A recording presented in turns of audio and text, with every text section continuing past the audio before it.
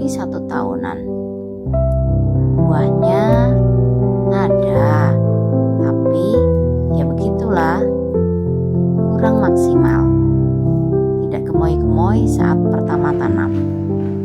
Untuk kali ini hanya petik 5 terong saja.